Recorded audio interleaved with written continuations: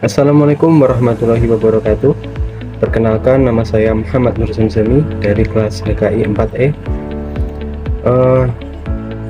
Di sini saya akan menjelaskan materi tentang kode etik profesi, dan saya akan membahas mulai dari pengertian kode etik profesi, perbedaan antara etika dengan kode etik, fungsi kode etik profesi, dan pelanggaran kode etik profesi. Pengertian kode etik ada dua kata, yaitu kode dan etik. Kode artinya tanda yang disertai maksud atau makna tertentu dan disepakati bersama. Sedangkan etik berasal dari bahasa Yunani, yakni ethos, artinya watak atau cara hidup dan adab.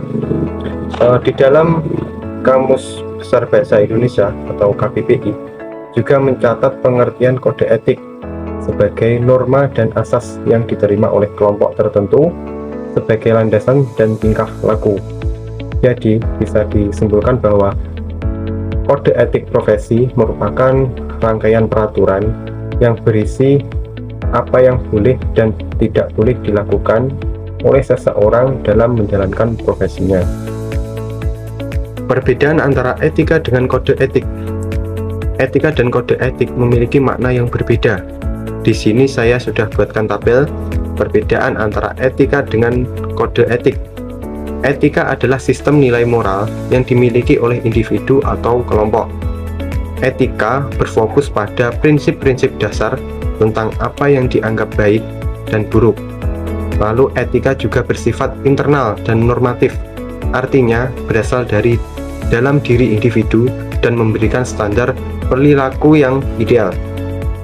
Sedangkan kode etik di sini ialah aturan tertulis yang dibuat oleh organisasi ataupun profesi tertentu. Lalu kode etik ini berisi pedoman perilaku yang wajib dipatuhi oleh anggota organisasi atau profesi tersebut. Lalu kode etik ini bersifat eksternal dan positif, artinya berasal dari luar individu dan memberikan aturan yang konkret dan tegas. Selanjutnya, fungsi kode etik profesi. Kode etik profesi memiliki beberapa fungsi penting, yaitu yang pertama, memberikan pedoman bagi setiap anggota profesi tentang prinsip profesional. Artinya, kode etik profesi ini memberikan arahan yang jelas bagi para profesional tentang bagaimana mereka harus berperilaku dan bertindak dalam menjalankan tugasnya.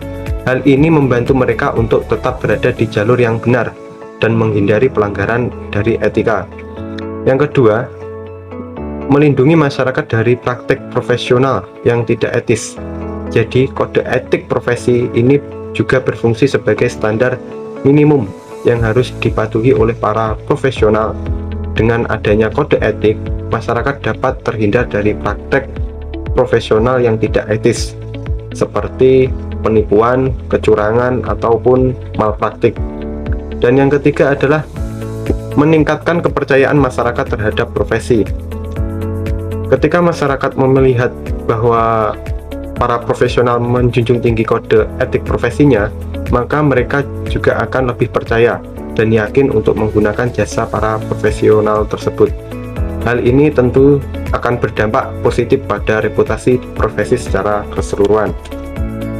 Lalu yang keempat, mendorong persaingan yang sehat antara profesional. Artinya, kode etik profesi membantu untuk menciptakan persaingan yang sehat antara profesional. Maka, dengan mengikuti kode etik, para profesional ini tidak akan menggunakan cara-cara yang tidak terhormat untuk mendapatkan keuntungannya. Lalu yang kelima, mempertahankan martabat dan kehormatan profesi.